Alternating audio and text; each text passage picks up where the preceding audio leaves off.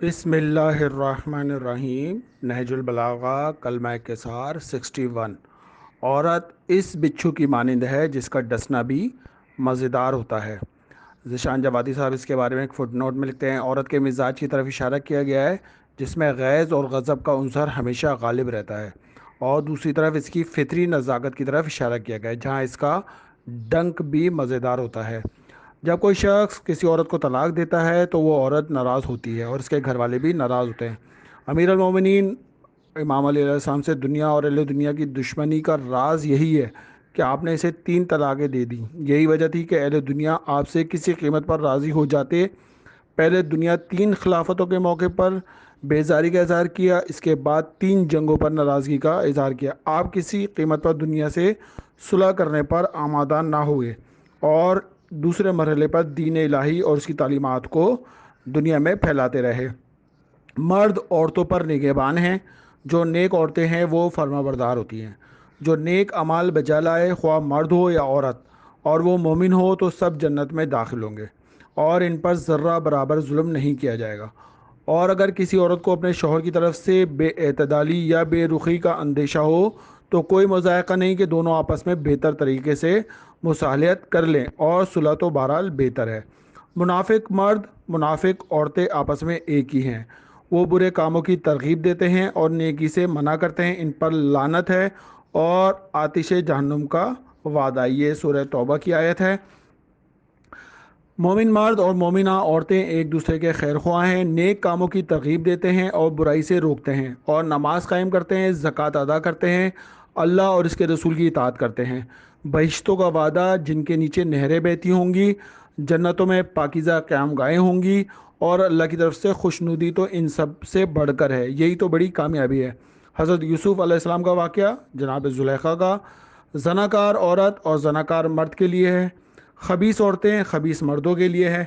ہارون رشید کی بیوی جناب زبیدہ جنہوں نے نہر بنوائی مکہ میں، عظیم العالی شان تخت بلقیس حضرت موسیٰ علیہ السلام کے زمانے میں جناب جو ہے آصف برقیہ لے کے آئے، جناب آسیہ فرعون کی زوجہ جناب موسیٰ کو پال لیا۔ جو لوگ بے خبر پاک دامن مومنہ عورتوں پر تہمت لگاتے ہیں، ان پر دنیا اور آخرت میں لعنت ہے۔ اے نبی کی بیویوں، تم دوسری عورتوں کی طرح نہیں ہو، اگر تم تقوی رکھتی ہو تو نرم لہجے میں باتیں نہ کرنا، کہیں وہ شخص لالچ میں نہ پڑ جائے جس کے دل میں بیماری ہے، اور معمول کے مطابق باتیں کیا کرو۔ اے نبی، اپنی ازواج اور اپنی بیٹیوں اور مومنین کی عورتوں سے کہہ دیجئے کہ وہ اپنی چادریں تھوڑی نیچی کر لیا کریں، سورہ احزاب کی آیت نمبر 59۔ عورتیں عورتوں کا مذاق نہ اڑائیں، سورہ حجرات۔ 3 قسم کے لوگوں کی ہم نشینی دل کو مردہ کر دیتی ہے: خسیس اور پست لوگ، عورتوں کے ساتھ باتیں کرنے والا، مالداروں کے ساتھ ہم نشینی کرنے والا۔ جناب یحییٰ کا سر ایک عورت کی طرف تحفہ بنا کر بھیجا گیا، دنیا کی حقارت ایک بدکار عورت کے لیے ہے۔ امام علی علیہ السلام کو شہید کرنے والی ایک عورت تھی جس نے ایک آدمی کے ذریعے شہید کیا۔ امام حسن علیہ السلام کو ان کی زوجہ نے زہر دیا۔ امام جعفر صادق علیہ السلام فرماتے ہیں 3 لوگ بہت بڑے چور ہیں: مانے زکوٰۃ، عورتوں کے مہر کو حلال سمجھ کر نہ دینے والا، اور ادا نہ کرنے کی غرض سے قرض لینے والا۔ وہ قوم کبھی کامیاب نہیں ہو سکتی جن کا کام عورتوں کے حکم پر ہو۔ مولا کائنات کا ایک اور قول ہے: عورت کا غیرت کرنا کفر ہے اور مرد کا غیور ہونا عین ایمان ہے۔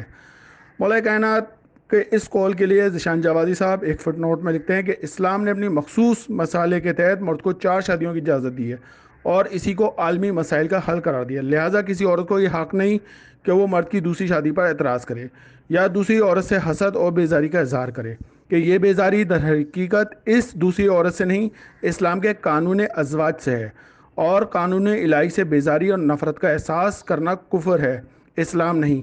اس کے برخلاف عورت کو دوسری شادی کی اجازت نہیں دی گئی، لہذا شوہر کا حق ہے کہ اپنے ہوتے ہوئے دوسرے شوہر کے تصور سے بیزاری کا اظہار کرے، اور یہی اس کے کمال حیا اور غیرت اور کمال اسلام اور ایمان کی دلیل ہے۔ لہذا عورت کا غیرت کرنا کفر اور مرد کا غیرت کرنا اسلام اور ایمان کے مترادف ہے۔ اللہ نے عورت کی خوبصورتی اس کے چہرے میں رکھی ہے اور مرد کی خوبصورتی اس کی گفتگو میں۔ عورت کا جہاد شوہر کی بہترین خدمت ہے۔ عورت کا اپنے پردے کی حفاظت اس کے حالات کو بہتر بناتی ہے اور اس کی خوبصورتی کو دوام بخشتی ہے۔ رسول خدا نے فرمایا 3 بار خدایا شلوار پہننے والی عورت کو بخش دے، مطلب ٹائٹس کپڑے پہننا اور اس طرح کے کپڑے پہن کے مجالس میں جانا جو ہے یہ رسول اللہ کو بھی پسند نہیں ہے۔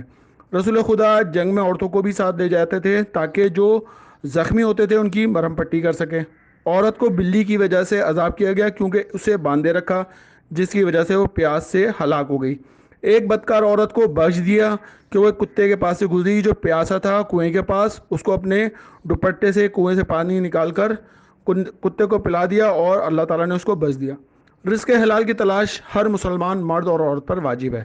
جو عورت بھی اس لیے عطر لگا کر باہر نکلے کہ اس کی خوشبو کو لوگ سونگیں تو وہ زناکار سمجھی جائے گی، اور ہر آنکھ زناکار ہوتی ہے۔ امام جعفر صادق علیہ السلام فرماتے ہیں جو شخص ہم سے زیادہ محبت رکھتا ہے وہ اپنی عورتوں اور حلوے کو زیادہ پسند کرتا ہے۔ مولا کائنات فرماتے ہیں 6 قسم کے لوگوں سے نہیں جھگڑنا چاہیے: فقی یعنی کہ عالم، سردار، پست آدمی، گالیاں بکنے والا آدمی، عورت، بچہ۔ لوگوں نے جیسے کام کیے ہوں گے اسی کے مطابق سب کے درجے ہوں گے، اس لیے خدا ان کے اعمال کا پورا پورا بدلہ دے گا اور ان پر کچھ ظلم نہیں کیا جائے گا۔ امام جعفر صادق علیہ السلام فرماتے ہیں شوہر کو پلائے جانے والے ہر ایک گھونٹ پانی کے عوض اللہ تعالیٰ بہشت کے اندر ایک گھر بنا کر دے گا۔ اللہم صلی علی محمد و آل محمد۔